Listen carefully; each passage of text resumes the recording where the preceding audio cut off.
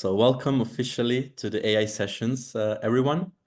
The AI sessions is designed to be a dynamic and recurring platform where AI startups and innovators can come together, discuss some most pressing challenges, opportunities, and advancements within the AI ecosystem.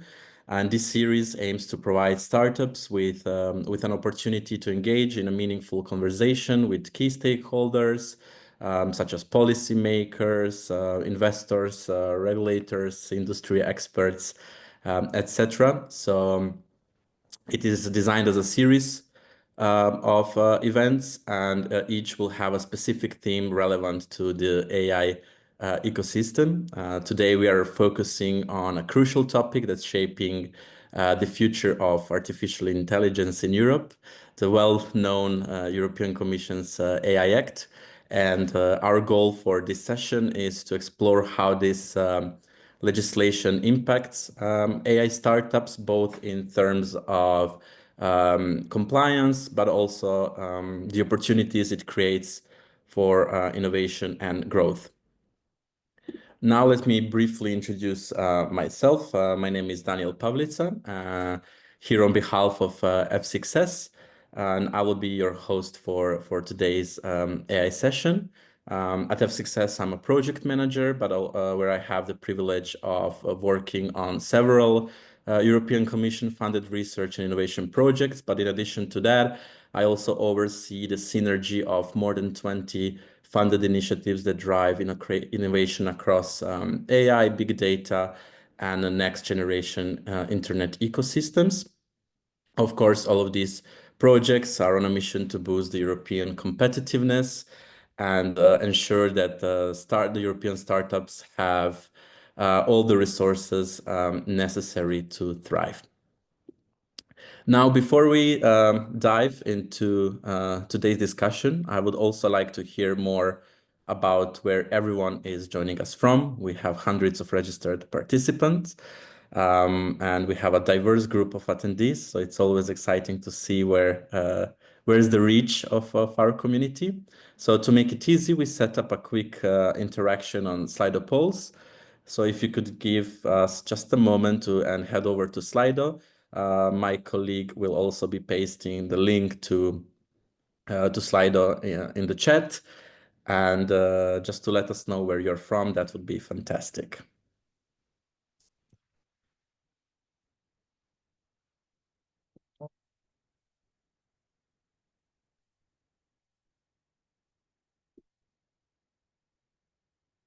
In the meantime, since it's a really simple question, I would also like to introduce two of my colleagues who will be joining me as moderators for today's session.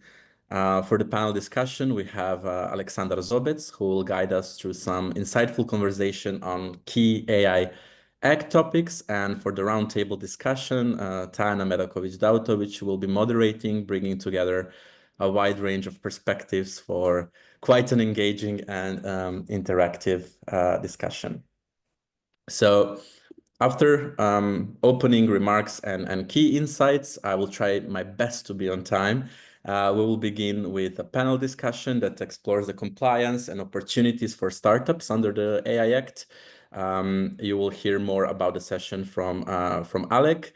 Then we will have the engaging roundtable focused on the challenges and success stories surrounding AI startups and public funding. There will be also time for audience participation throughout. So we have the Slido Q&A always open. So the moment you have some question, please do post it there. We encourage you to share your thoughts, to ask your questions, and also to take the full advantage of these opportunities, as we have experts here with us as well.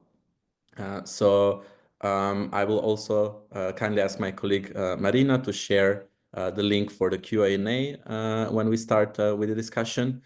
You can also upvote questions that you find interesting, and we will be reading the most interesting questions in the Q&A session of the panel discussion.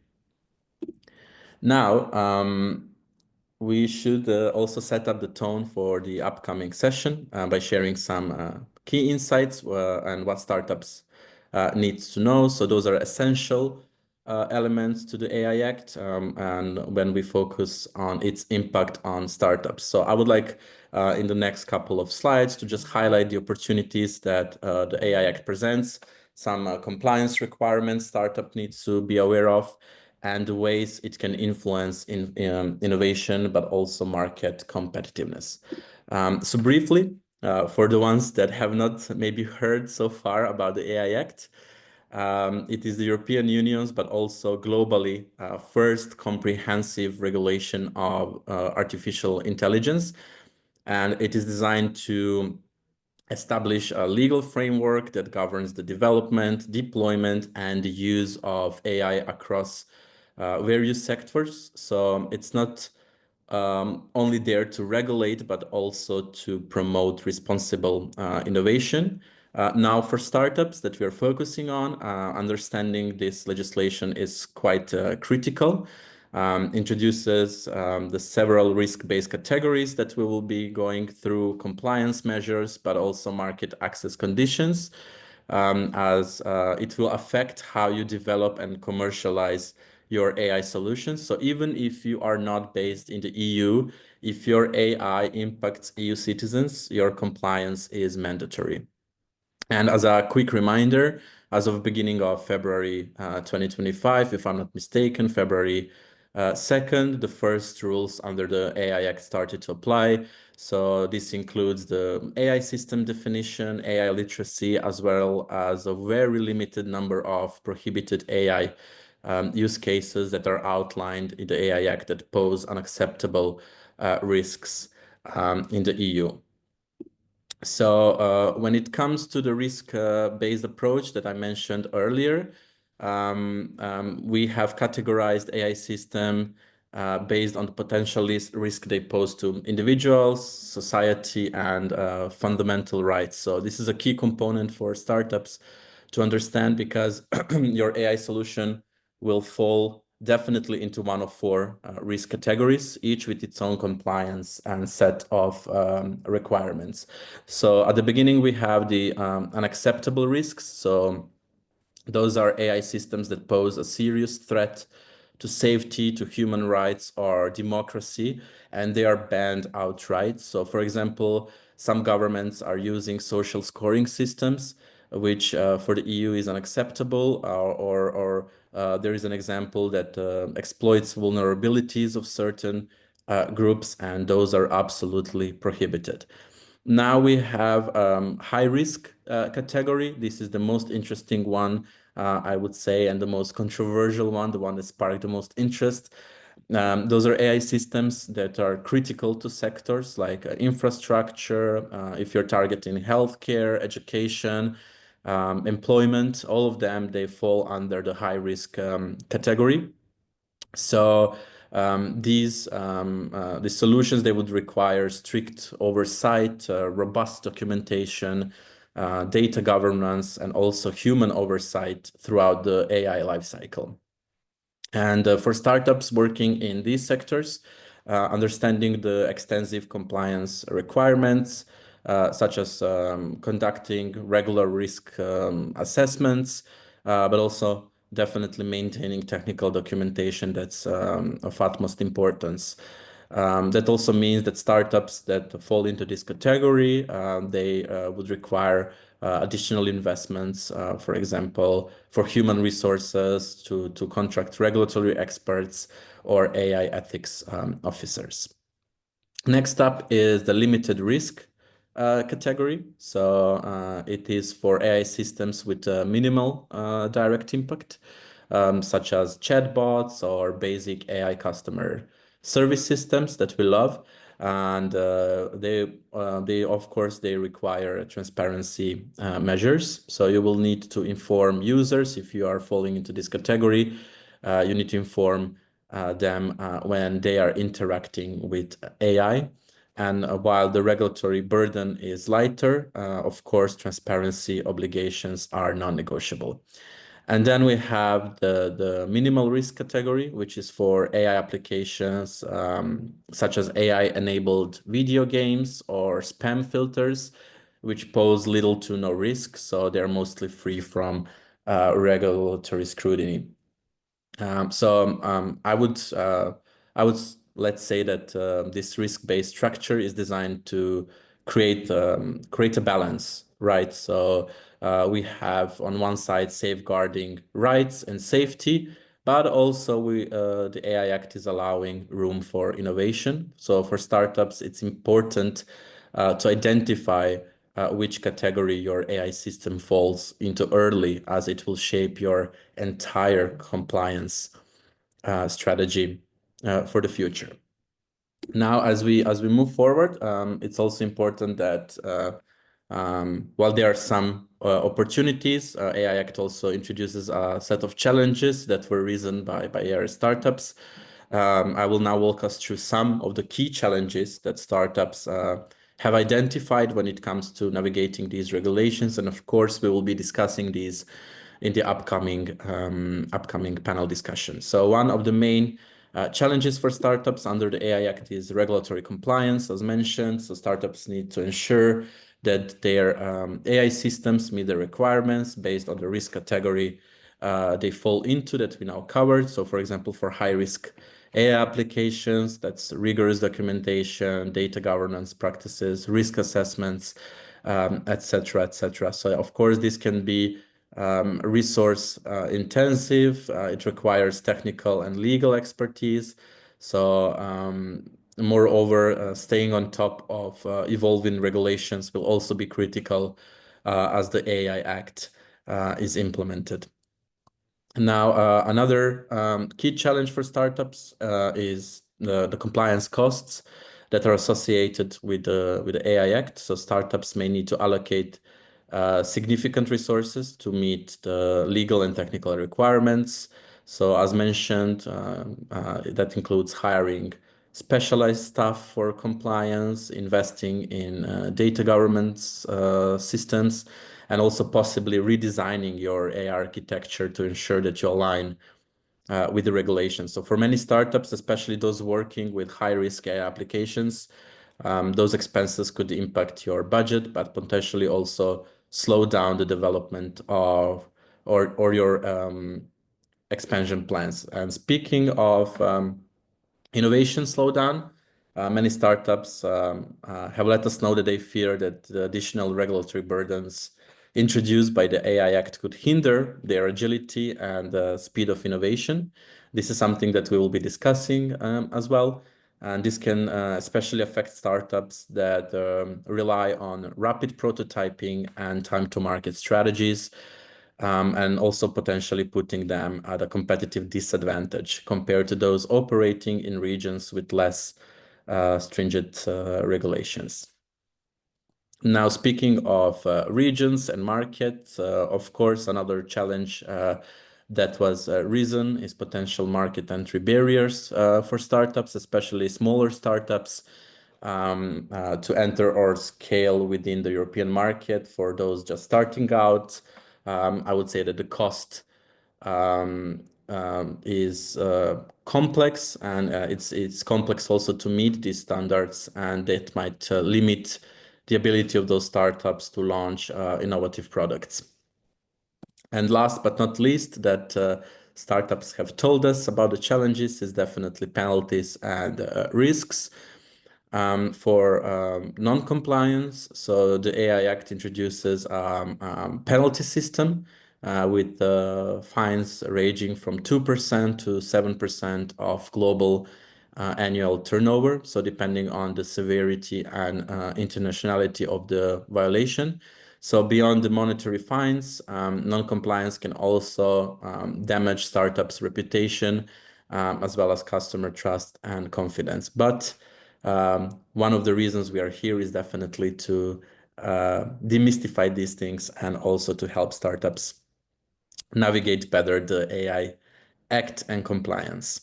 Now, on the other hand, we would like to shift gears and talk about the opportunities that the Act can bring to startups.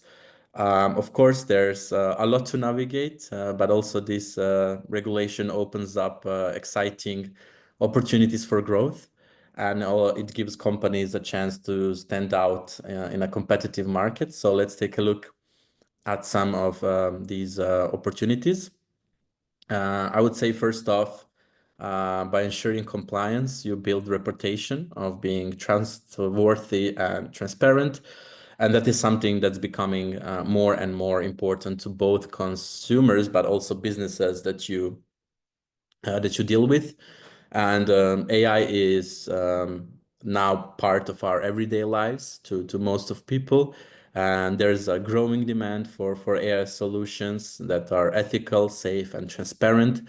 And this is your chance to position your startup as a leader in responsible AI and also making it more attractive to customers, potential partners, but also investors who care about these values. And for example, if you have the AI Act compliant label or badge, it gives you the competitive edge in your ecosystem. Now, the AI Act also opens doors for startups to tap the European single market. So AI Act is creating a common set of rules across all EU member states. So it simplifies market access and it makes it easier for you to expand across Europe. And as I mentioned earlier, even if you are not based in Europe, if your AI influences EU citizens, you need to be compliant. But also now, instead of dealing with different regulations in each countries, you have one clear framework, right? And it saves time and effort. Of course, this is not as simply as it sounds. It's not simply done, but it gives you competitive edge, and complying with the AI Act not only shows that you're following the rules, but also positions you as a trusted partner in the European market. There is also an exciting opportunity for startups to explore new business models and services, as the demand for AI is it's both innovative and as the compliance grows, you could also create different offerings, and this could open up new revenue streams and even position your company as a trusted startup in the growing regulatory landscape. Another one is that European Union is providing several support and funding opportunities to help startups navigate but also thrive under the AI Act. We have initiatives and programs like Gen AI for EU. We also have various accelerators that are designed to create a collaborative ecosystem where startups can partner with industry leaders. And these kind of initiatives, they grant and offer funding options to help you innovate and also grow while staying compliant with the Act. So we will tackle some of these opportunities at the end of this event. So please stay tuned.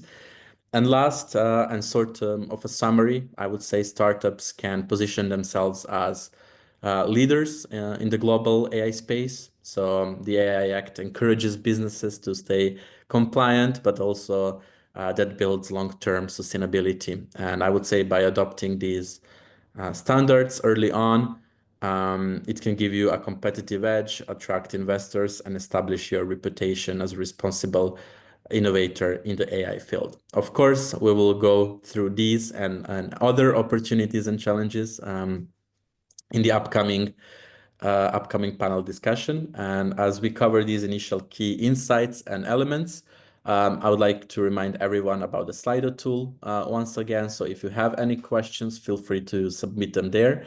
I would like again to ask my colleagues to copy the link in the chat. Again, I do not see the chat, so I don't know if something is going on there. But just in case, these questions will be addressed during the panel discussion. So your input is quite valuable, and don't hesitate to share your thoughts. Now, speaking of the panel discussion, it's time to introduce my colleague, Alexander Zobec. Alexander is an innovation manager at F6S, and he has quite an extensive pan-European experience in venture building, fundraising, but also scaling innovative tech startups. Alexander also has a proven track record in managing accelerator programs and driving innovation across various sectors.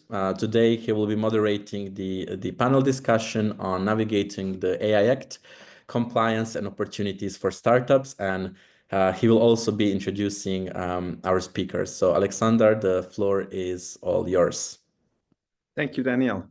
So before we jump into it, give a bit of an intro into our panel. So AI is rapidly transforming our world from the mundane to the groundbreaking. And with that question comes a critical question. How do we ensure it's used responsibly? The EU AI Act is a landmark piece of legislation aiming to answer that question, and its impact on AI startups like yours will be profound. It strikes a delicate balance, fostering innovation while mitigating the risks associated with AI, particularly in high-risk areas. Some see this as an act, as a necessary step in building trust in AI, creating a level playing field, and ultimately unlocking its full potential. Others worry about the potential for overregulation, stifling the very innovation it seeks to guide. For startups, this means navigating complex regulatory landscape, as Daniel was giving us a bit of an insight into, while maintaining the agility to define them. So today, we will cut through the noise and explore AI Act and what it actually means for businesses, focusing on practical strategies for navigating this new landscape, enabling your AI ventures to be compliant and cutting edge, and even turning the compliance into a competitive advantage. We'll deep dive into the specific requirements for aligning with the AI Act, especially for high-risk systems, discussing the challenges startups face in balancing innovation and compliance, from secure investment to building trust. Quite an over-encompassing and high-achieving aim. And with that being said, let me introduce today's panelists. I am joined today by four very experts in their own field, starting from Joseph. Joseph is a founder of Job Mojito. It's an AI avatar-based candidate screening startup. Joseph is a serial AI entrepreneur with 15 years of experience, and who started coding at the age of 7. Next up, we have Antonio. Antonio is an AI innovation management manager at Unbabel.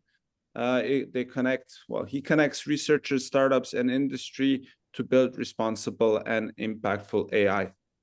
Next up, we have Ruben. Ruben is an attorney focusing on technology, IT, data protection, and cybersecurity law. And finally, we have Alexei, who chairs ethics committees at CEA and CNPen. He focuses on quantum information and tech ethics, especially focusing on robotics and AI. So welcome, everyone. Today, we'll be discussing several things. And to start off, we'll jump into from the startup's perspective. So what has been your biggest challenge in preparing for the AI Act compliance and how you've addressed it? So Joseph, feel free to start. Absolutely. Thank you so much, Alex. So Alex, as you mentioned, we at Job Mojito, we are using conversational avatar, doing AI interviews. And our journey started a couple of months ago when we did an analysis what it means for us.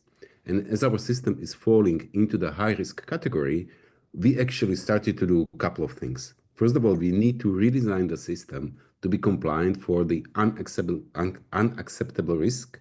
So we had originally some automated decision making that is not allowed. So we actually did readjust the system. And currently we are working through the requirements, which is on one hand quite challenging as we are a high-risk system. And we will definitely tackle it during this session, what it means for the startups to be in this category. But we are able actually to do that. The highest challenge for us at this stage is obviously the effort that is required to become compliant, but also understanding the local requirements, as our startup is from Estonia, from the local perspective, what we need to do. And obviously we will tackle those as well. Thanks, Joseph. Antonio, anything on your end? Yes. So thank you very much, Alec, for this invitation and also to F6S. So at Unbubble, what we do is we do translations using machine translation, and nowadays an in-house built LLM as well, Tower LLM. And so one thing that I find interesting about preparing for the AI Act is the asymmetries of information. So one day I was talking to the research team, which the people I work with every day, and telling them about what the AI Act is, and starting with the definition of what an AI system is. And I started, it's a machine-based system designed to operate with varying levels of autonomy, and I completely lost them. So they are working with AI for years, and they don't understand these concepts. What is a machine-based? What is the levels of autonomy? What is adaptiveness? So there are a lot of gray zones, and it's hard to understand what the AI Act is and what the compliance requirements are when we don't even understand what the concepts are. And actually, earlier this month, the Commission issued a document, a 13-page guideline with what an AI system is. So 13 pages just to answer some of these questions of what are these concepts of adaptiveness and machine-based and everything. So this is a moving target. We are trying to adapt, but actually a lot of information is coming every day. And let me tell you just two things that we did to adapt. We were creating a system for sentiment analysis in calls from sales team and customer support teams as well. So we wanted to understand how the agents of our company were interacting with the people. Either they were selling something or they were just supporting a client, and we wanted to understand how the client was, the sentiment, and everything. This is a common thing in AI. And then we looked at the prohibited practices, and one of them is emotion recognition in workplace. And we were wondering, is sentiment analysis emotion recognition? If we start collecting voice from these clients and starting to understand if the tone of voice is changing or not, is this emotion recognition? Is this something that we should stop doing? And then we stopped that part of the project. We continued with sentiment analysis only on text and not on voice. And this is something that will happen. So the fear that companies are facing, and startups in particular, is something that can also hinder. I'm not sure about the innovation, but at least the time to market. So if a product is launched after products in other places, we can lose innovation just not because we don't know how to do it, but because we have fear of what can happen. So yeah, that's some thoughts about this. So basically what you're saying is multidisciplinary problem that ranges from legal to tech to even semantics and the language that we use. And it brings fear. But navigating through this compliance requirements, so it did influence your ability to innovate and shape your innovation. So please touch upon this and perhaps talk about from the perspective of securing investment and maybe communicating to investors the same thing. Do you want me to answer or Joseph? Well, feel free to complement. Yeah, one good thing about asymmetries of information is that everyone feels like they don't know enough to answer a lot of questions. So one thing that is happening, at least at Unbubble, is we need to collaborate. So we want to reach out to academia and research centers, and also to lawyers. And lawyers, it's funny because they are not charging us for these projects of collaboration, because they also want to understand what AI is and how it works. So we are in a good, and I think it's a good era where we need to collaborate and we need to share information if we want to become experts and if we want to understand anything. So one thing that we are doing is that we are partnering with not just industry leaders, but also with academia and with some people with legal background to understand what all this means. And also, we tried one project with public administration, and it's funny because they also don't know a lot of stuff. And I feel like public administration should also think about this. How can we collaborate with the industry, avoiding regulatory capturing, but how can we collaborate with all of these people, with the research centers that we are funding, with the companies that we are also funding, because a lot of these projects are funded by EU and by national projects.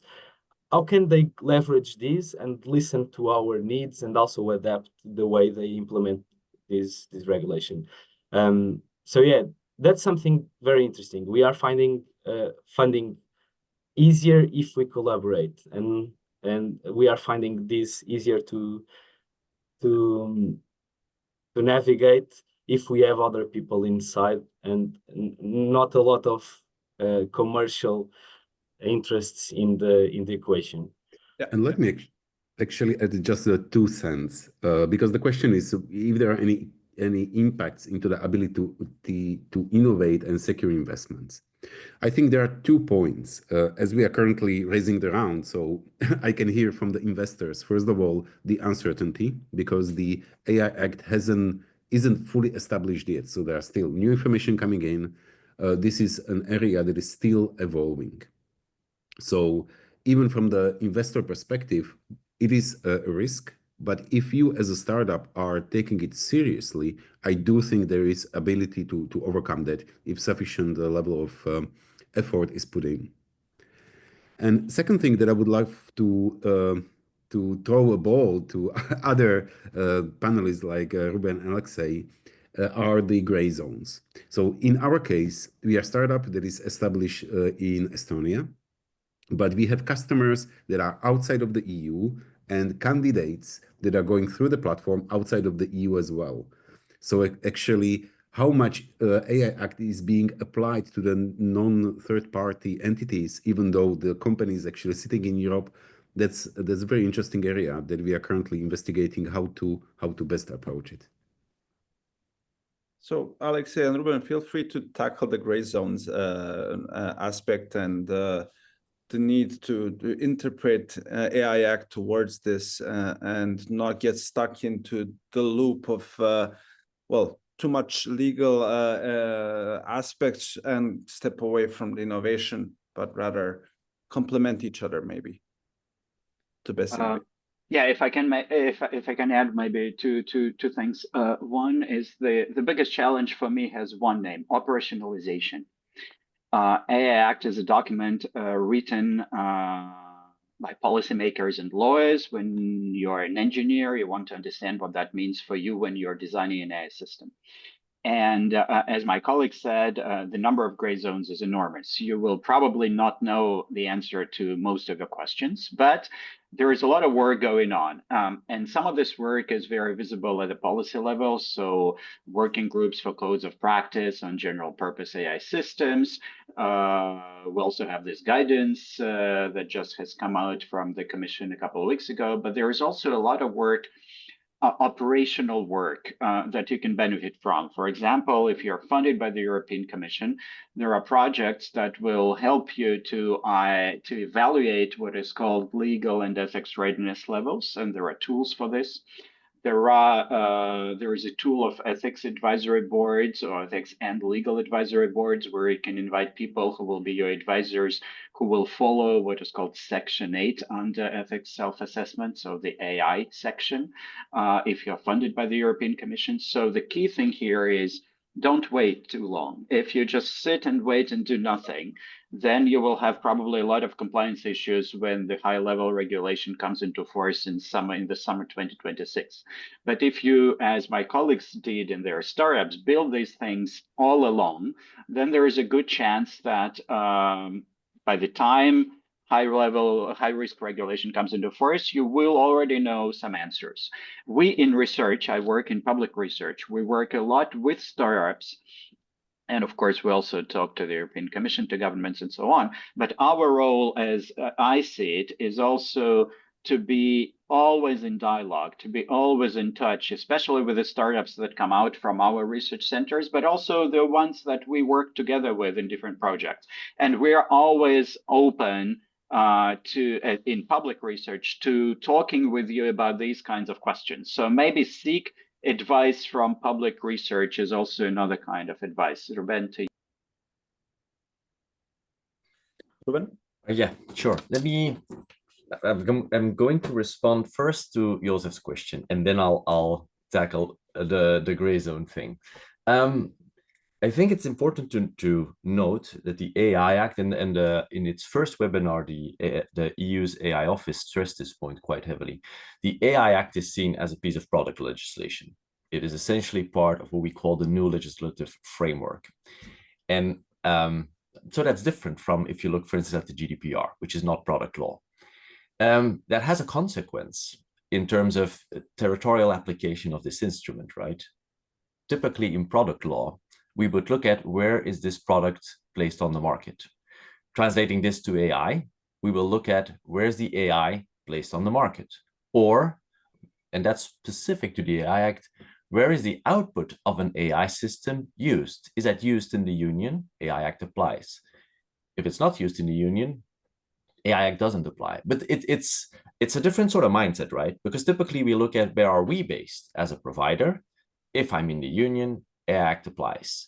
Whereas no, in the AI Act's logic, we're looking at where your product or your service is being used. So that's something, I can't say it's new, because actually the concept of applying law in that way has been around for many, many, many years. But it's something that AI providers who have never been, or software providers, I should say, who have rarely been confronted with product law, now have to get their head wrapped around, right? And then, so I hope that sort of touches upon what you were asking.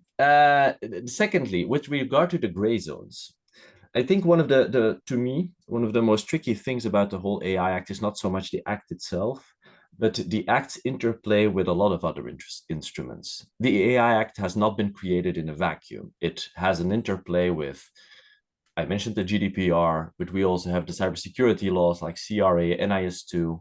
There are quite a few legal instruments that have a direct bearing on the AI Act scope of application. And it's still relatively unclear what the interplay between all these instruments will be. Is that a problem? Not necessarily. I mean, if you look at the way the GDPR, when it came into force, we had knowledge of the previous directive, which dated from 1995, and which had been being interpreted by national authorities and by the Article 29 Working Party at the time. And that took, what, 15, 20 years to get a basic understanding of the basic concepts. Antonio, you mentioned AI. We're still figuring out what AI is. But we've seen that in other pieces of legislation as well. It takes a very, very long time for sort of the basic stuff to get a grip on them. And that's not new with the AI Act. That's what happens with legislation always, and that will always be the case. It's inevitable. But to Alexei's point, there are quite a few domains or authorities or instances where you get guidance on that progressing level of insight in what those notions mean. Data protection authorities, for instance, have been issuing guidance on AI for the past 3-4 years now, well before the AI Act. They were already publishing what they thought were mechanisms to be used in order to get to a certain level of compliance. And I think that that's a good way to start, because ultimately, who's going to enforce these rules? It's typically going to be them. So following the guidance that they issue is quite of a kind of a pragmatic way of doing what needs to be done in an area where there's a lot of uncertainty. There are maybe two good news that we need to add here for all our audience. One is it's written in Article 3 that research is excluded. Of course, it's a gray zone. There is no definition of what one means by research, and we can debate whether startups do research, which is excluded or not, whether just public research is excluded. It's a big, big question.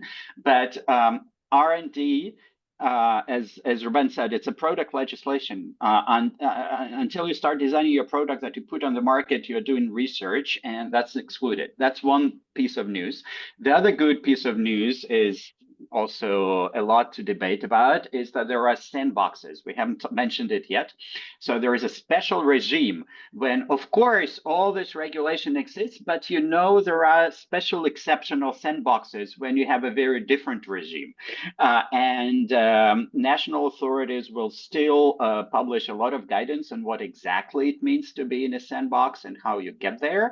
But there are, in the Act, there are special provisions for the startups and for industry to act in a different, slightly more permissive regulatory regime where you don't have that many constraints, and that's called the sandboxes. It's also included.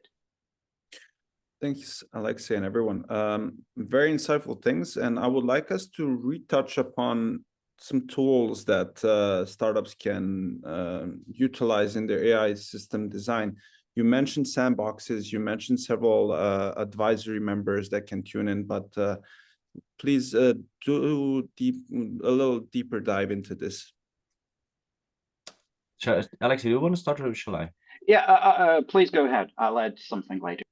Okay, so I think what I found, so I've been doing risk assessments on AI for a while now, specifically in the public sector sphere, where the requirements are typically higher because the risks are higher.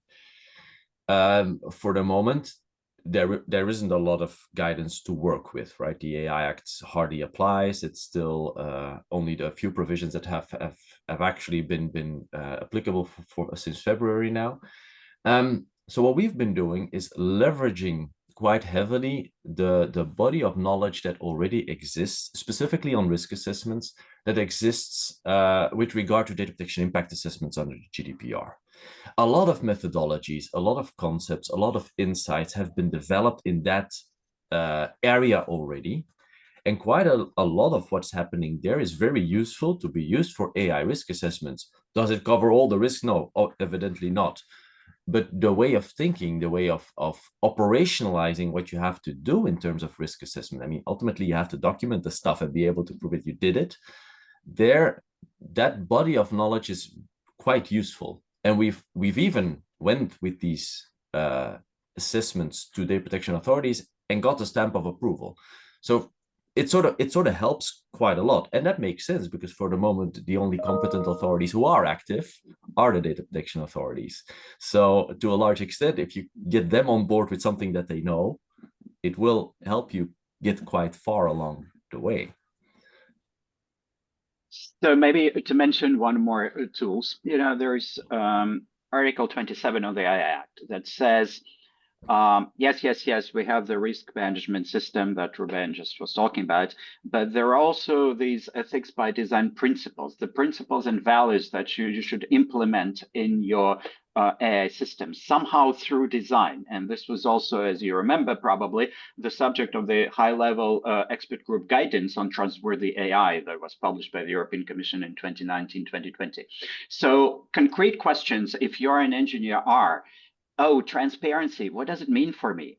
Oh, explainable AI, what does it mean in my use case? How do I make it explainable? How do I measure bias? Human supervision, what does it mean if I'm building, let's say, medical AI, some healthcare system? What is human supervision exactly? How do I actually implement that?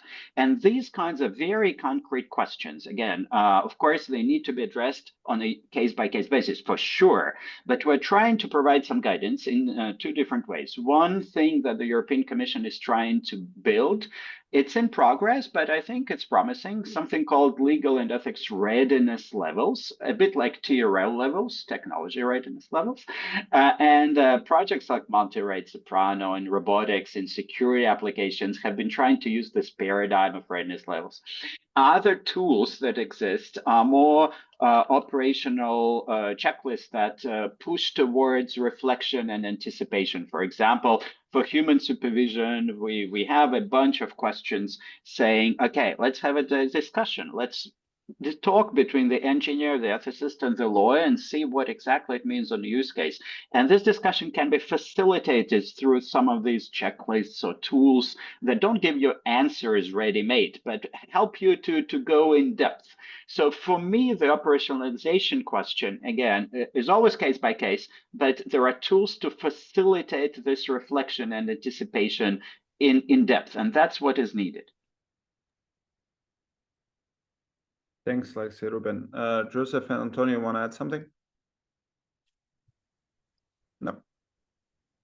What I would like to mention, and maybe I'm moving to a next topic, what are actually the key takeaways for the startups? What do you need to actually, as a founder, watch out for? Well, do you mind if I jump in before we go into the takeaways? Perhaps we step back from a lot of things that are being said and kind of simplify things and say, look, what are the key steps that the startup takes from the beginning? And perhaps you can touch upon that, Joseph, what you've done in the beginning.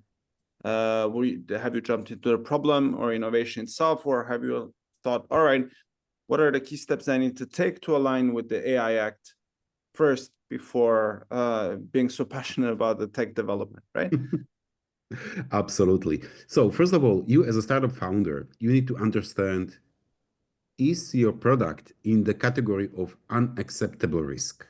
So this is the first step you need to take. By the way, you need to be compliant already today. So if there are certain actions, certain automatic decisions that are outlawed, you need to take an action to remove those from the product for the European Union. Second thing, if you as a founder look into the high risk areas to understand, is my product in this category? And if so, then you better than plan upfront to be ready for the August of 2026 to when the legislation will take into effect. I do have 3 dates that you may put into your calendar as a takeaway. So the first one, there will be a code of conduct. And as far as I understood, Ruben, Alexei, There should be a code of conduct in May. Yes, exactly. Now, will it happen? I don't know, but that's an area to watch out for.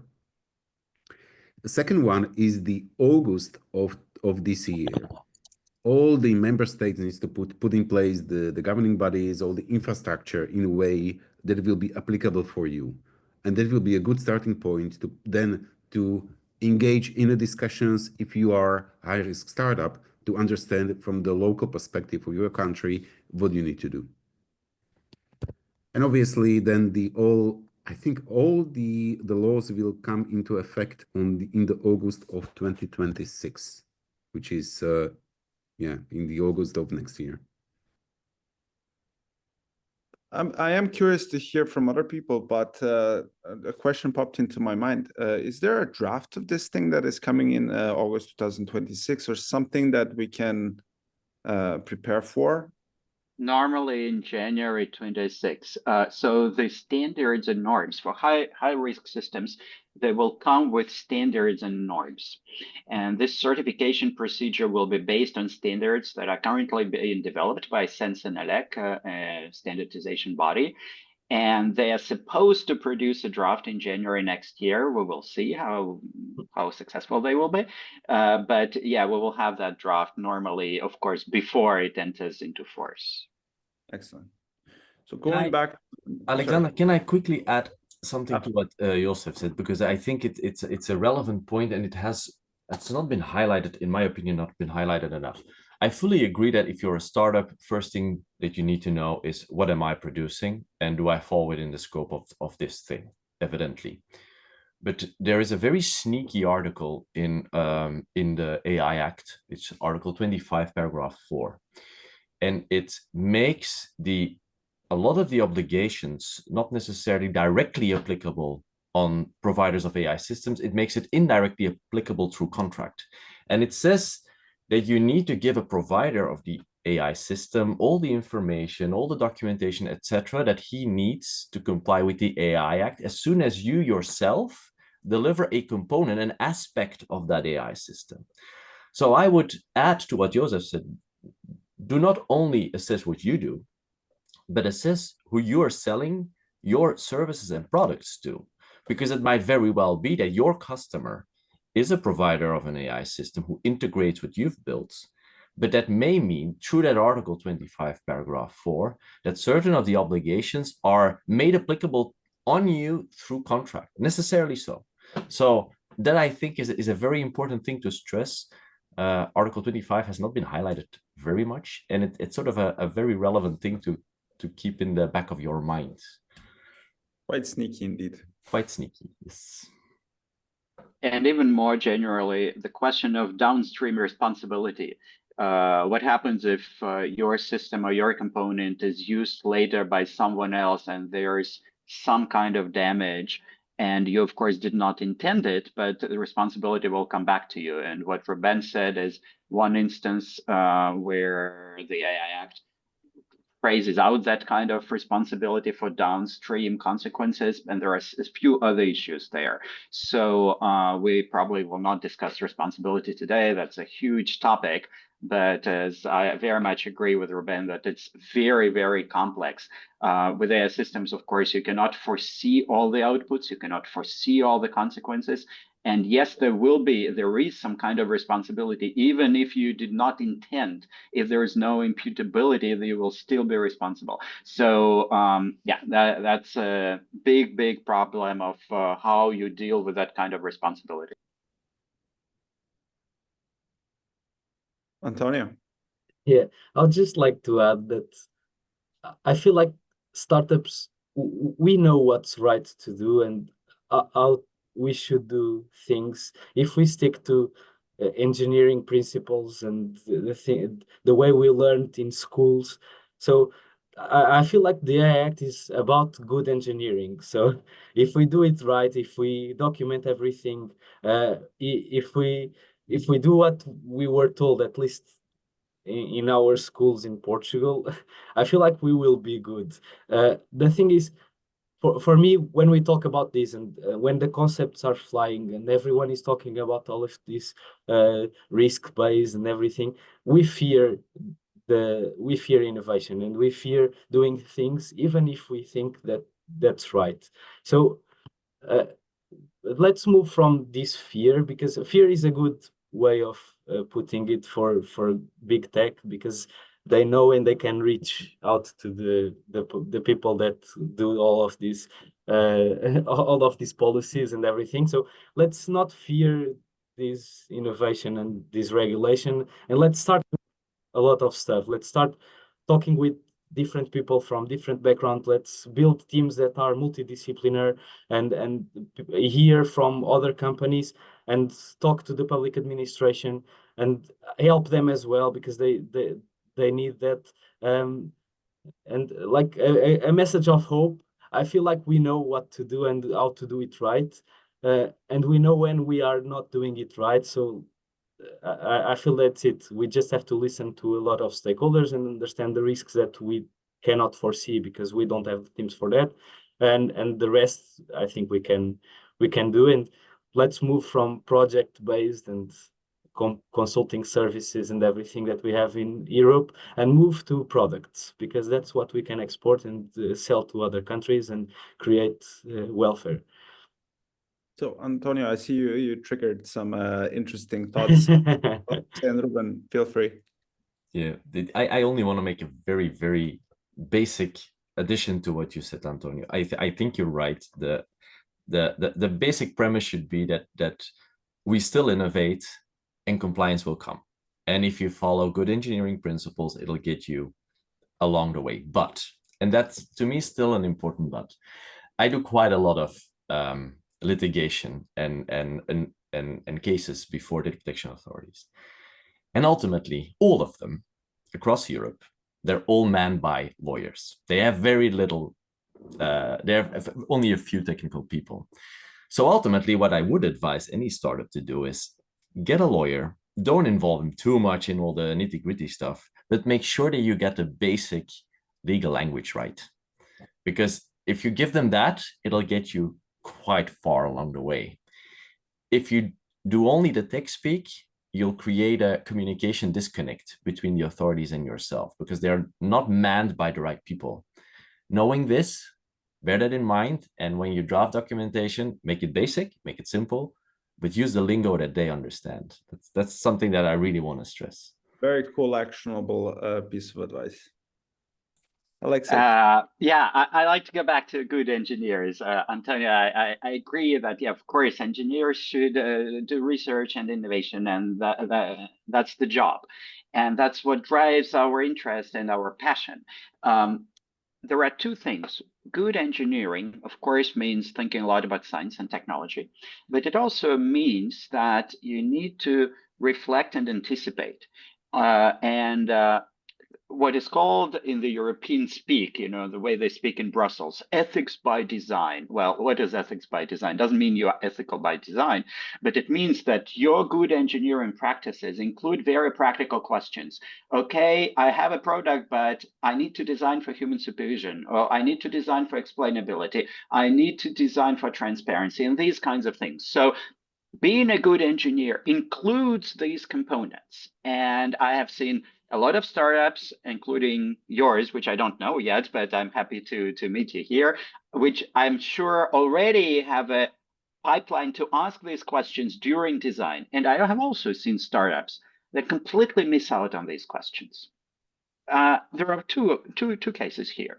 So we definitely want more startups to be reflecting and anticipating during the design stage. That's good engineering for me. Thanks, Alexei. So I need to start wrapping things up. And before I ask you for finalizing with one actionable piece of advice, some things that pop to my mind. So open innovation and discussion across disciplinaries is important, and across stakeholders. Various tools are available for everyone, but we need to be on top of it and proactive. Reflect and anticipate what Alexei just said. Applying law per innovation, application, and location is something to think about. It takes time for a collective consciousness to absorb the AI Act and get to the level. Code of conduct in May, August 2026, with the draft in January. So all this being said, anything else or one actionable piece of advice that you would like us to close with and move on to the Q&A, which will happen in 1 minute. So please be concise. Joseph. I mean, all was said. From my perspective, one last thing, that this AI Act is still being formed as we speak.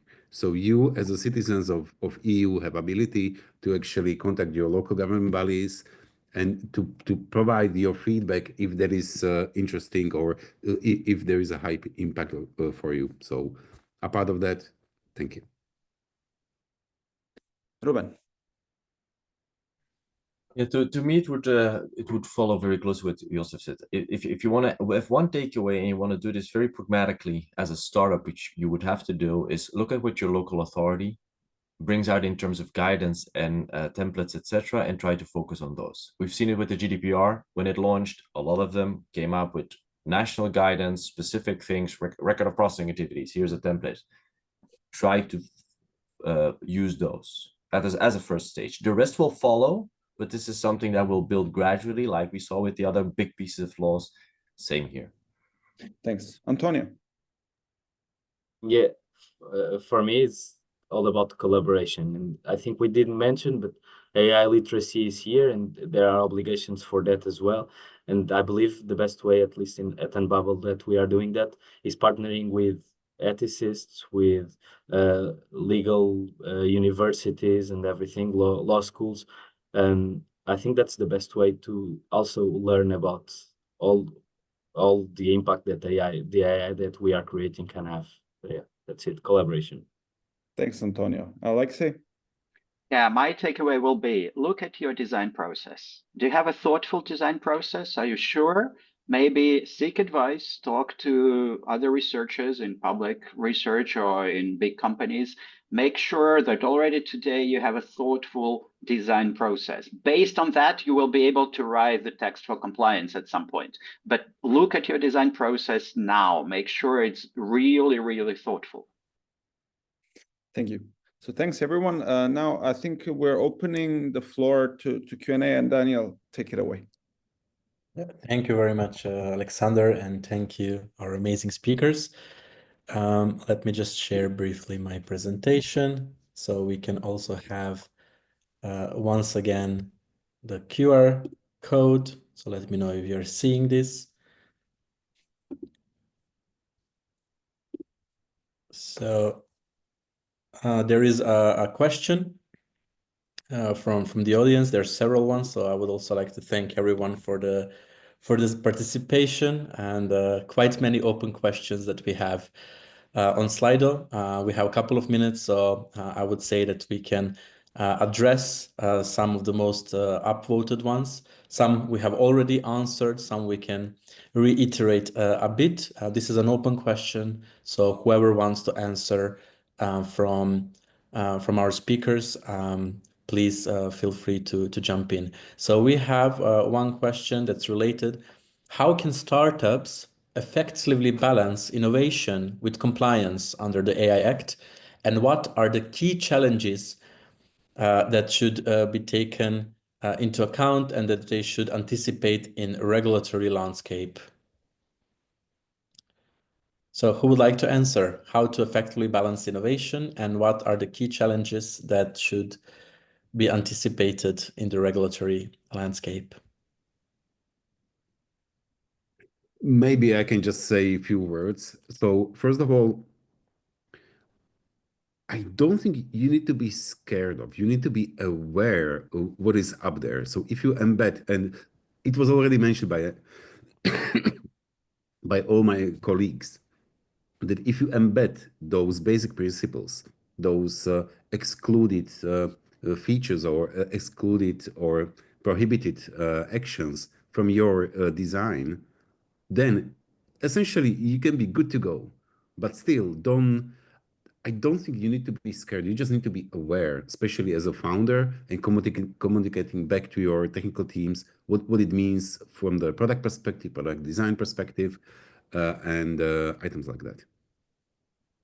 Let me just add that I believe innovation comes from obstacles. So instead of looking at regulation in a way that it's something that is a pain in the ass and I have to comply with, I can look at it in a way that how can I innovate with this? So how can I pass this obstacle and surpass this with innovation? So I believe that's the way forward with this. So we can create better AI systems and better products by looking at regulation as an opportunity to innovate as well. Thank you, Joseph and Antonio. We do have one question, but I would say, well, it is voted upon, but I would say we would need more time to address this, but I'm going to ask it anyways. So can it be clarified, for instance, through examples, what would be a high-risk AI biometric identification system versus non-high-risk one? So it's in Annex 3, 1.a. So perhaps if you can as well. Maybe Yes. Ruben or Alexei. Yeah, I think Ruben and myself, we can both go into this. Ruben, do you want to go into it? I think I clicked 5 times next to the mute buttons. Sorry for that. Yeah, sure, we can go into it. Ultimately, but that's true for the whole act. It comes down to reading the definitions of Annex 3 very, very carefully as to what they specifically construe as a high-risk system. And by the way, it's true for a prohibited system as well. And that's something that I wanted to react before, but given the time I didn't. The scope of what is considered a high-risk system and a prohibited system is quite well delineated. It's not any sort of biometric identification system. If you simply read at what the text says, and I've in the meantime I've pulled it up, it construes remote biometric identification systems, but not AI system intended to be used for biometric verification solely to confirm that the person is who he says that he is, right? That's not included. Everything else is. Let me take an example of a system that could potentially be a high-risk system. I have and it's actually an old one, and I always liked it. I have a camera system in a very big Las Vegas casino, but my casino is not in Las Vegas, it's in Europe. And I'm using that camera system to remotely track people who are moving about in my casino so that I know which of my guests is doing what, and I know whether or not they are a high spender or not. Arguably a high-risk system. Another, because I use facial recognition in my camera system, right? That's typically how it works. What could not be construed as a high-risk system, again, if you read the definition carefully, is I am doing a video call like we're doing now, and I've built in technology to assess that I claim to be Ruben. Am I actually Ruben? I've built technology to verify that I'm actually in a project where they're doing this. Arguably not high risk, because I can use the exception that the AI Act provides. And this is the assessment that we have to do with the whole list of things. Do you specifically fall within the remit of what the Act says? I'd like to emphasize another gray zone. Ruben was talking about the border between high risk and not high risk. There's also the gray zone between prohibited and high risk. So for example, let's take the educational use case. In the educational use case, there is a lot of things that are prohibited. For example, if you are using emotion recognition by filming and recording voices of students, that would be prohibited. But if this is for healthcare or security, it will not. So for example, if you work with autistic children and you say it's for healthcare because they have healthcare constraints, it will probably not be prohibited, but it will probably be high risk still. In the security sector, there are a lot of exceptions from real-time biometric identification, which is normally prohibited. But if you are a security organization, a law enforcement agency, or you are working for a law enforcement agency, you will have some exceptions that will drive you from the prohibited sector to the high risk sector. So a lot of gray zones here. What's exactly, as Ruben and I will agree with that said, it's very important to read carefully what is written really word by word in the law, in Article 5, also in Article 6, and in the annexes. And we do have now 140 pages of guidance for what is prohibited, published 3 weeks ago, right? 140 more. We already had 150 of the AI Act as a whole. Now we have 140 more just about prohibited practices under Article 5. And next year, normally there will be a lot of explanations of high risk, really word by word. So we cannot guess all of that today, but it's very important to identify all the pros and cons. Sometimes you will not know whether you're high risk or not, because there will be arguments for and arguments against. Well, list them. Go through this whole thing and list them. And that kind of exercise will already make it much clearer for you. Gentlemen, thank you very much once again. Also for the panel discussion, for addressing these quite relevant questions. We have many of them, but unfortunately the time doesn't allow us to address more. In any case, if there is time towards the end of the event, I kindly encourage you to stay tuned in, and maybe perhaps we can account for one or more questions to answer. So thank you very much for such an insightful session, for great takeaways, and also shout out to all the people in the Slido and great engagement. So before we jump into the next agenda point, let's make a quick 30 seconds, 1 minute break. In the meantime, we would love to know a little more about you.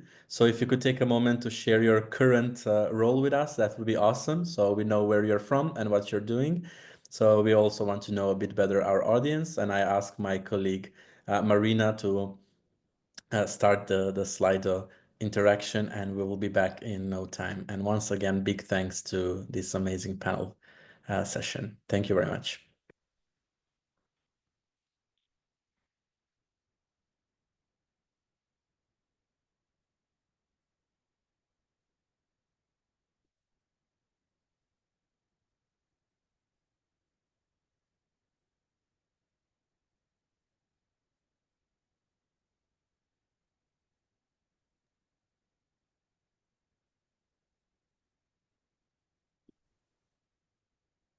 Now I'm excited to introduce my colleague, Tajana Medakovic-Dautovic. She's a project manager for EU-funded project. She specializes in communication, dissemination, and growth hacking. And she has a plenty of experience with open calls and cascade funding projects, as well as mentoring startups and supporting business development. So Tajana will be leading our roundtable discussion on AI startups and public funding. We will be discussing challenges, opportunities, and success stories, and she will introduce her speakers. We still have a couple of hundreds of participants, so I would like also to thank you for still tuning in. This is amazing, so please keep interacting with us on Slido, and we will be addressing as many questions as time allows us in the upcoming period. So Tajana, this virtual floor is all yours. Good morning, everyone. Daniel, thanks for the kind introduction. Welcome also on my behalf to this roundtable. I would like to make a short intro to explain why are we discussing this. So the public funding is crucial for not only AI, but all European startups. It's helping them innovate, scale, align with the EU strategic goals. But as many of you know, the securing of these funds is not easy. So the challenges that startups face are in the form of overwhelming bureaucratic process, sometimes to apply for public funding, sometimes to handle the administration process within the project itself.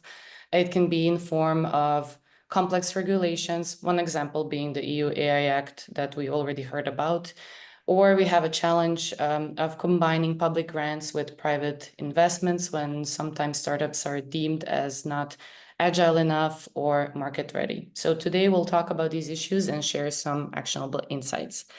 But before that, I'm excited to introduce our panelists for today. First, Despina Elizabeth, who leads innovation and R&D at Dotsoft. Despina specializes in advanced technologies like AI, IoT, and blockchain, and she's focusing on impactful projects in smart cities, tourism, personalized healthcare, and sustainable innovation. She's also part of the AI for the Bank and Trust Chain projects. Next, we have Giuseppe. He is a new project manager and business developer from Fast Track Action, which is also part of the Fast Track Ventures. Giuseppe has extensive experience managing EU-funded projects and innovation strategies. He's particularly skilled at bridging the gap between startups and investors, and he's helping innovative business grow. And finally, we have Dr. Branka, lecturer at Technical University of Graz and UNM Research. She's an author and co-author of more than 40 scientific publications, working in the area of machine learning, cybersecurity, computer vision, and biometrics, as well as projects covering different aspects of cybersecurity and intelligent processing. Currently, she's also part of the ResilMesh project. So first of all, welcome. And I will start off with the first question that goes to everyone. So in the context of the European Union's Horizon Europe framework, what do you see as primary opportunities and challenges for AI startups which are seeking public funding, and especially against the background of the new legislation coming in terms of AI? Despina, would you like to go first? Yes, hello everyone. Very happy to be here. Okay, I think the main challenge is the ability to prototype a system and then be able to market it fast, so move to the commercialization area. What is important for this is that even though startups have good ideas, of course, programmers, very high-tech and efficient programmers, what they obviously like is having lots of use cases with available data so that they can experiment their solutions in the context of open goals experiments, which are basically more like 6 months to 12 months projects. So I think the main challenge is that it would be very nice, I guess, if we could, it would be more systematic and official within the framework of these open goals, that startups need to collaborate with other more grown companies, but also with adopters, with users, real users, organizations that come from your real users, so that they can demonstrate the impact that the solution they offer in for users, the significance of the impact of the solution, but also be able to join forces with other organizations like our company, for example, which is in, it's not a startup, but we collaborate a lot of times, so that they can demonstrate scalability, they can demonstrate ability to commercialize in the future. So the roadmap from a prototype and very experiment results to commercialization is critical for the success of the project. Thank you, Elisa. Giuseppe, would you like to continue? Yeah, sure. Thanks, Diana. Well, I mean, generally, regarding the general question, I think personally, I think the current context for funding for AI startups in the EU is quite promising. But we discussed in the panel just before, there are still a lot of, let's say, shortcomings we need to work on, like the many gray areas we were mentioning about the EU AI Act. But that being said, I think there are also a lot of opportunities. Some of them are already in place. Some others are still on the horizon. So I want to bring a positive message. I mean, it's true that there is a lot of regulation, a lot of gray areas. We still need to have a clear understanding on how to deal with these type of things. But on the other way around, there are also a lot of things coming into place that will have AI and in general deep tech startups emerging from the crowd. Like, for example, I would like to mention the STEP platform, which has been integrated quite recently in under the EIC. Or the initiative, I hope it will work very soon, to create this so-called 28 regime, legal regime for startups, that with the objective to create a single EU market, because we always talk about the single market, we always talk about Europe, but the reality is that we have 27 and more different regulatory frameworks. And this creates some, let's say, economic burdens on the startups, and on the other way around, create a lot of differences among startups. And this affects also their capability to attract funding, both private and public ones. And well, and if I may add just a small point also on my very personal view, I think we, as Europeans, and in particular for developing AI technologies and AI companies, we should try to go beyond public funding alone, not to create more synergies between public and private funding, because from private side, what I can say from my experience, that if you got a startup, are evaluating, at least evaluating an investment towards a startup in AI, the fact that they have received public funding from EU programs, this is something that sometimes, out of times actually, it helps, because you can show some de-risking. It is a signal of good quality, because all the programs, independently if they are, I mean, if it is the IC accelerator or other cascade funding framework, it shows some quality, because the competition is always quite tough. So basically, even though there are some gaps in comparison to the market in the US, for example, so it's more difficult for our startups, there's credibility for them to successfully enter the market. So this is both a challenge and an opportunity. Yes, yes. And personally, but this is my very personal view, I think that if we try to work more on finding synergies and putting them into place, this can be very helpful. Because personally, I think that the real question, I mean, is not just how much public money we can put at the table, okay, on how much private money we can put on the table, but how much we can be, much we can be able to increase investment volumes to create synergies, and also the real question is how we as Europeans we can keep the pace of global innovation ecosystem, the leaders of global innovation ecosystem, and how we can be capable of, I'd say, of adapt our vision to put in place enough flexibility. I mean, to change our plans when we are implementing it. So the way I see the challenges that startups face are not only for them, it's also for the whole industry. Branka, we would like to hear also your opinion. You come from a bit of a different background, namely from the research area, but you also have experience in working with startups. So could you also share your insights? Yes, thank you. Happy to be here. First, I need to apologize for my voice. I lost the voice a little bit because of the cold. Yes.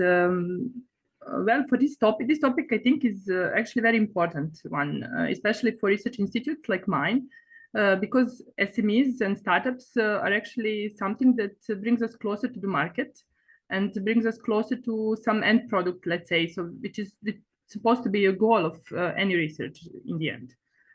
And that's, I think, a really important aspect, but it brings certain challenges here.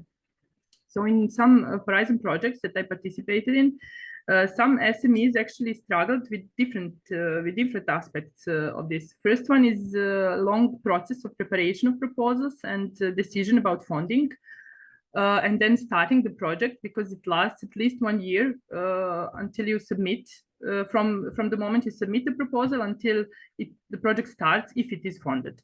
And then project lasts, for example, 3 years, and for some SMEs unfortunately do not survive this period, and then it brings additional problems in the consortiums, because you need to replace them, and you need to find someone with very similar background and so on. So you can lose use case, for example, in the project like that. It's also, of course, the biggest problem is there for SMEs, because they simply cannot keep up with this. I think the funding schema is problematic here for them. They cannot keep up with this, and but there are some initiatives now to solve that. Let's say it's moving, funding, at least in Horizon Europe, is moving to lump sum funding. So we hope that it's going to improve this process, but it's something for us to see in the future. I would say it's sort of an opportunity maybe for SMEs. Then when it comes to regulation and connection with regulations, I will give you one. Yes, what I want to emphasize is that we need a clear strategies on this, and clear strategies how to align with the AI Act, for example. In one of the previous projects, it was not the AI Act, it was GDPR back then. But we had a problem within a project with ethical committee. It was a project with fintech use case, and we needed to use some financial transactions data there. But we were not allowed to use any data that comes from the banks, that comes from real users, which is clear according to GDPR, and we use simulated data. But we were actually at the end not allowed even to use any identifiers of, let's say, persons in our data set, regardless that it's completely simulated, that it doesn't reflect any real person in the world. We were not allowed to use it because of ethical committee. And that's a bit problematic, because as we can see in the real market, it's not really like that. Personal data is used with some, when people accept it or so on. So I think in research, we really need clear strategies how to implement this in order not to be left behind because of regulation. Thank you, Branka. I think this is the upcoming challenge connecting to the previous session. What remains is not to weird, but to tread lightly and stay in the loop and try to adjust in the best way possible. I would like to go back to Elisa and talk a little bit about the key elements to make one's application successful, because based on your experience as both project participant and applicant, what does make a startup project proposal stand out in these competitive Horizon Europe calls? Can you share some good examples of collaboration between AI startups and other industrial and or research stakeholders? Yes, of course. I think what is important is that first of all the AI elements, well, related now also with the AI Act need to be addressed. So the approach for AI needs to be explainable, needs to be trustworthy. So all the information about AI solution needs to be very clear in the approach and the methodology used for the solution that will be developed. A second thing is that it needs the proposal needs to have very clear demonstration of the societal and the economic impact, especially the impact in the society, in the users, through very specific KPIs, key performance indicators. So measurable results that are realistic and according to the FAIR methodology, that they are achievable, realistic, and they can be measured within the course of the project implementation, so that it will also be beneficial for them to have a successful proposal, but also once the proposal is implemented, to be able to demonstrate the impact to the real users, to the adopters that would need this solution and deploy this solution to their routine. I think also that it's necessary for a good proposal to have a balanced mix of sorry about the noise, a balanced mix of startups plus more mature companies plus governmental or users, as well as research institutions, so that the full scale of the involved speakers can be involved, the stakeholders can be involved in the project proposal. Thank you, Elisa. This was, I think, a lot of information which are very valuable, put very, very concisely. So thank you for that. I would like to then continue with Giuseppe, because perhaps we can go on with the similar question. So you provide, let's say, a perspective of an investor and also project manager. So could you further comment on what Elisa said, and also how does securing the public funding is influencing this attractiveness of the AI startups to private investors?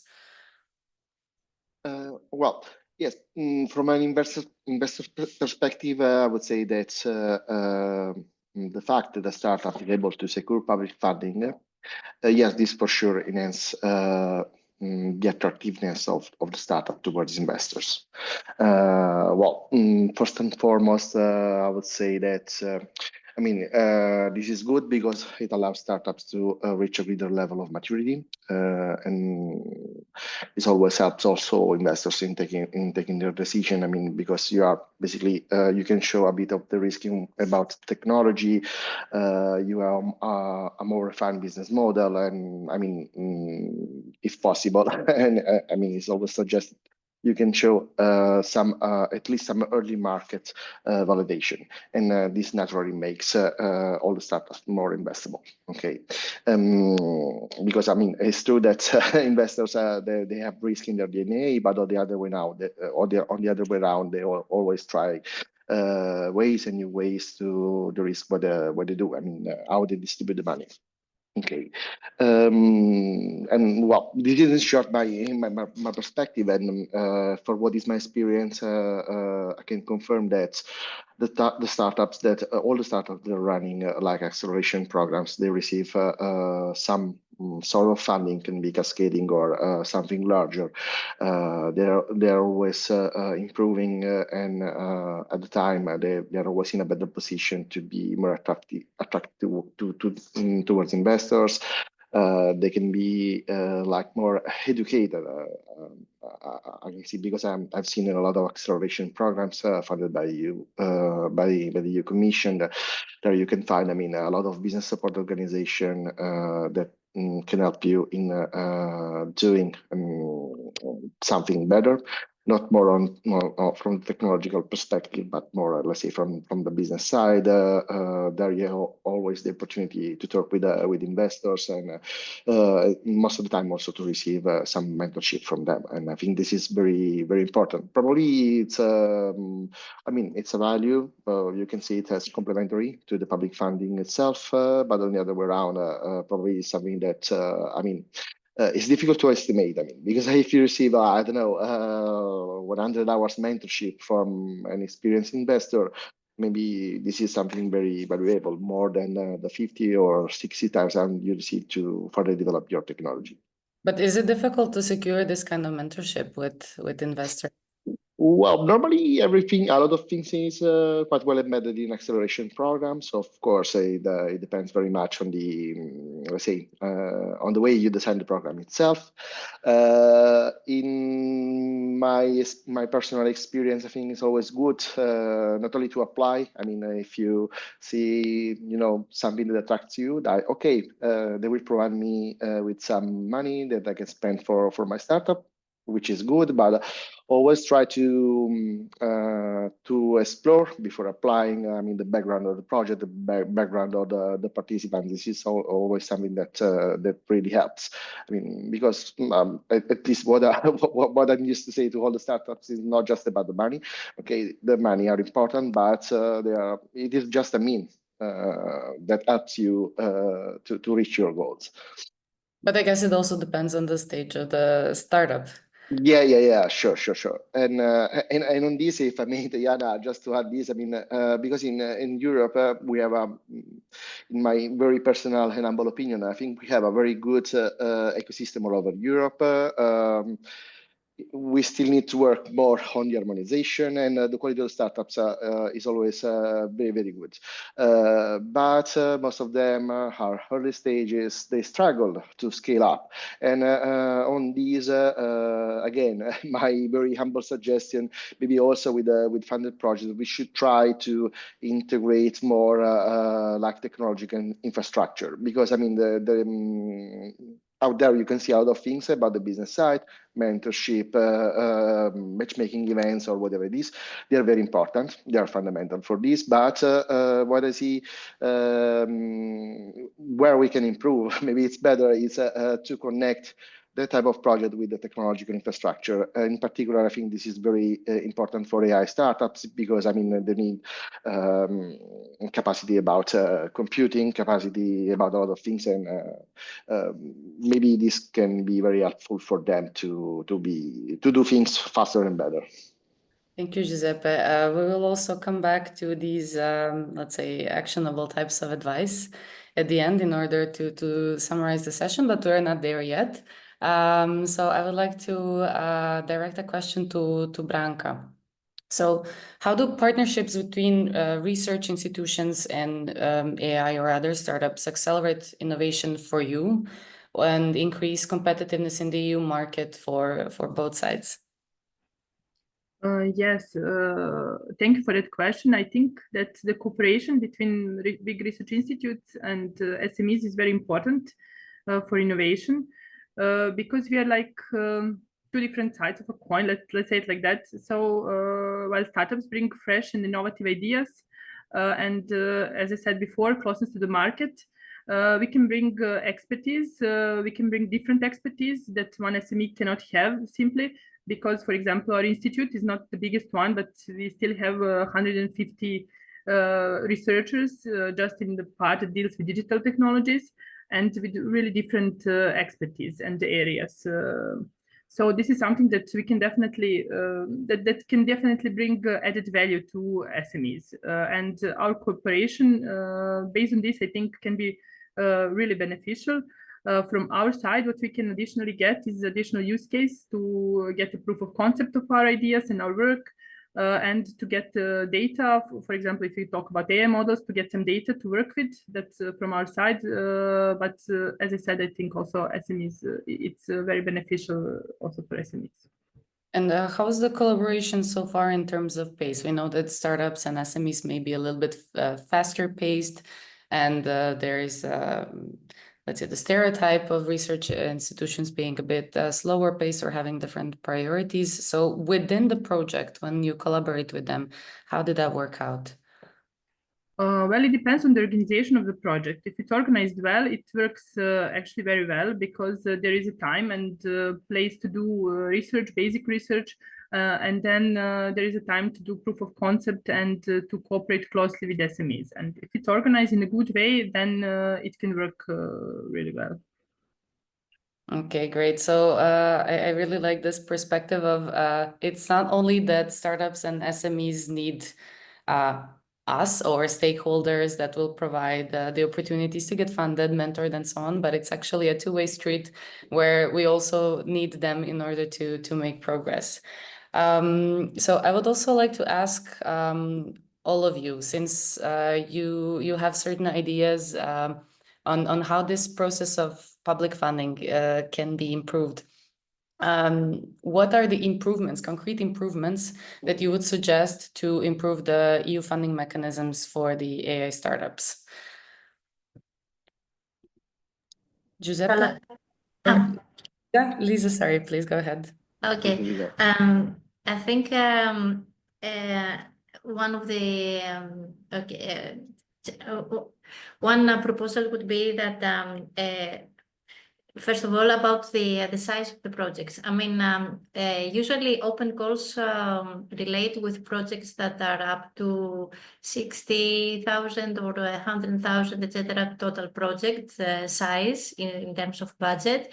And then we have the Horizon projects that are some multi-millions, like 3, 4, 5 millions on top. So I think there is a very much a big gap in these two sizes. So it would be nice to have something like more calls related with some mid-size, like 400, 500,000 or so that we can have the ability of research institutions, organizations from the public sector, like municipalities or other public bodies, SMEs and startup to collaborate in fast projects that have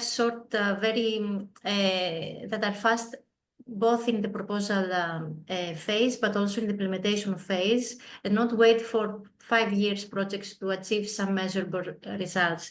So one proposal would be this, and the second would be, I think we already discussed that make the mentorship, the mentoring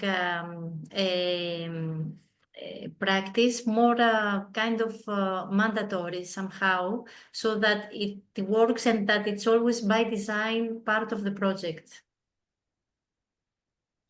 Thank you. Before we move on, I would quickly just like to jump in. When it comes to the mandatory mentorship, do you think that startups see the value in the mentorship, or is the primary thing going for public funding and equity-free funding? I think startups are very proactive in terms of technology and innovation, etc. But in terms of business continuity and scalability and commercialization, they do need mentorship. So yes, I think because they lack networking and commercial track records by nature. So yes, I think they are very much interested in this. Great. Thank you, Elisa. Giuseppe? Yes, thanks. Okay, well, if I may summarize, I mean, some suggestions, basically 4 points. So, and on one, sorry, Elisa, but I think we have quite different views, but for the same goal. Okay, so for the funding, my suggestion is to increase funding volumes, and also for targeting scale-ups, support to scale-ups. Okay, I think this is very interesting. Maybe something quite similar to what you were mentioning, Elisa. Where they see like an increase of funding volumes. I mean, also when there are projects with financial support to third parties mechanism, like cascade funding. I think in this case, the European Union, the EU Commission should change a bit the rules and go over the limitation of maximum 60,000 euro, which is not a lot, in particular for deep tech and more advanced technologies. And to continue also on the path to try to ensure the best possible follow-on funding for startups that succeed in the stage and then they need to scale up. Some actions, some steps have been already taken, but I think we can do more on this. Then second point is to reinforce the synergies between public and private actors. I think this is very important to,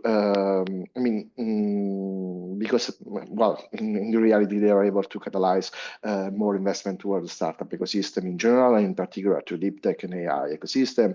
And then third point, leverage in a better way the European technological infrastructure. We have a lot of research centers with really advanced technological infrastructure, and this is key to speed up the development of new technologies.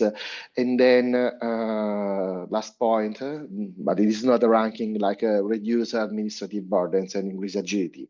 Also when the project is already funded, because if you want to support startups, you should be aware, at least you should be aware that, for startups, it's normal to be very flexible.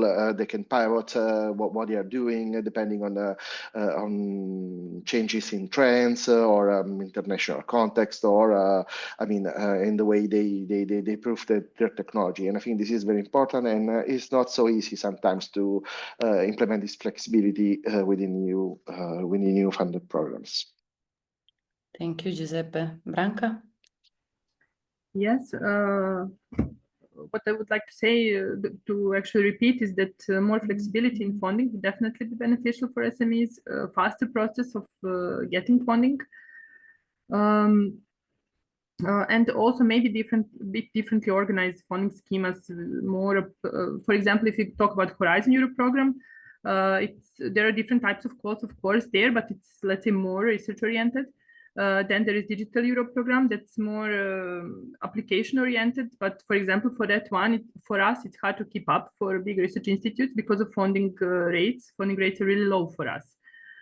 So then we cannot help SMEs in that practically, because we are publicly funded applied science research, and we cannot simply have projects with 50% funding, for example. So that's also something then we cannot help SMEs in this. So that's also one of the problems, I would say, that, and things that could be improved.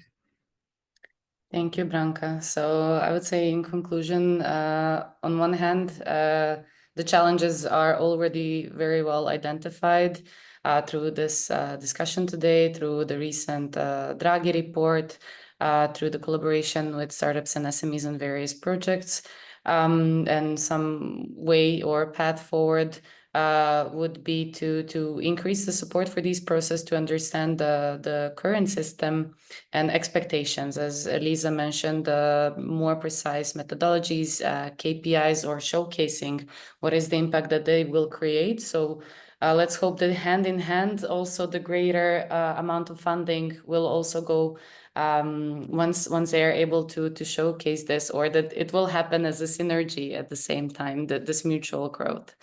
So I think that we are now out of time. Let's see if we have any questions. Daniel?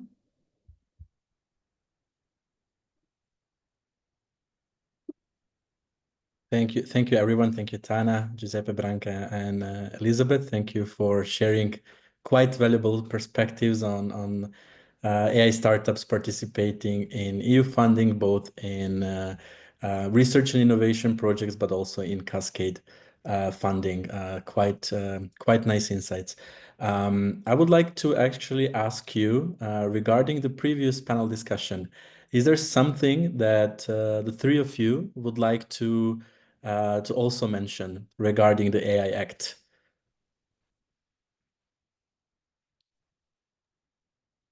Perhaps. Okay, if I may jump in, Daniel, I mean, I was listening I was very interested in listening the previous panel discussion because honestly, I'm not an expert about this type of regulation. And well, so I wouldn't provide, I mean, any strong suggestion how to deal with this act, but well, from the previous discussion, I think that the main takeaways is okay, monitoring about the evolving AI, the implementation of the AI Act, because I mean, it's clear that there are a lot of gray areas that for now are kind of managed from a very legal perspective, but they have also, I mean, a lot of impact on the way we develop our technologies. So, and this is very important to do this. I hope the US institution, I mean, when it will be the time to really implement the AI Act, they will find, I mean, a lot of common definition, and they will solve some, let's say, some barriers that we can see now that there are many obstacles. Because I repeat, in my perspective, the point is that, I mean, we as Europeans, we need to understand how we can keep the pace of the global innovation, because at least if we want to remain, I mean, the biggest area in the world with prosperity, with quality jobs, and defending basically our lifestyle. Thank you, Giuseppe. Elizabeth, maybe on your side as an AI startup, how does it influence you? How are you seeing things? What are you eager to learn, and what are you maybe foresee as challenges? Yes, although we're actually an SME, but we collaborate a lot with startups.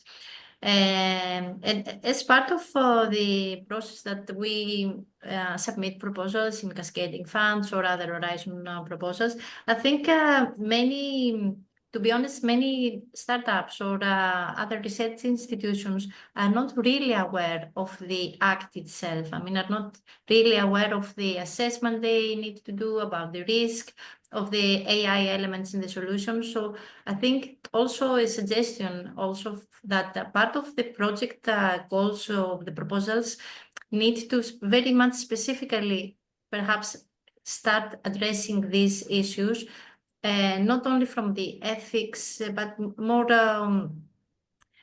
specifically guide the startups to read the annexes, to read the regulation more thoroughly so that they can prepare for 2026 year when this will be more official.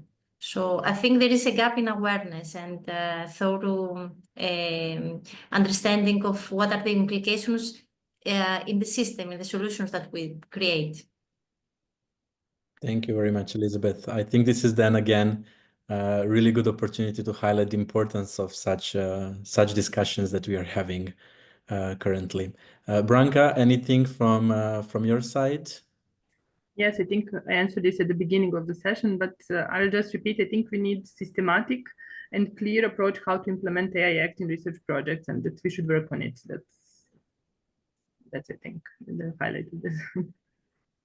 Thank you very much then for sharing all the valuable perspectives. Also, thank you very much, Tana, for moderating the session. I think we are well on track. There was a question on Slido about if we could share some exciting Euro funding opportunities for AI startups. And this is exactly what we would like to do. So besides sharing insights and sharing knowledge, we also want people to walk away with some real opportunities that could help you grow. And we will wrap things up with some exciting opportunities and takeaways. So stay with us. So I will be sharing my screen and we will be continuing in less than 30 seconds. Okay, if I may jump in, Daniel, regarding the opportunities, I don't know if it is forbidden or not, but we are partnering.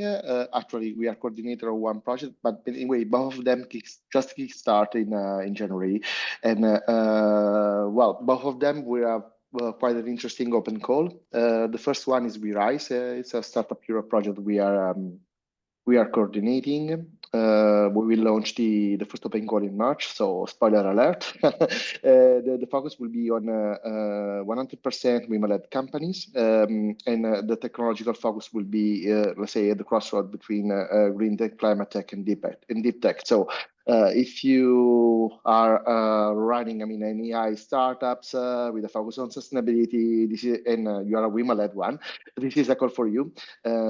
We provide an acceleration programs lasting 7 months and up to 55,000 euro funding. The second one is also about applied AI. For the construction sector, we are still planning, the scheduling of the open call, but also there we will have 2 open calls for applying AI in the construction sector using robots and so on. Anyway, anyone else question, feel free to reach. Yeah. I have to. Yes, sorry. We are running. Yes. But thank you for sorry for you that. can also share in the chat. Thank you very much. My colleague Marina has also wrote in the chat a link that you can visit the Slido one, the last Slido poll, where you can contribute and suggest topics of the next AI sessions. As we mentioned, this is to be a recurring event in the upcoming period. Now, I would like also to focus as well on the growth opportunities and to close this session. So this event is a product of the synergy between 17 EU-funded projects, all of them focused on AI or tackling AI technology. What also they have in common besides AI is that F6S Innovation is either a trusted partner or the coordinator in each of these projects.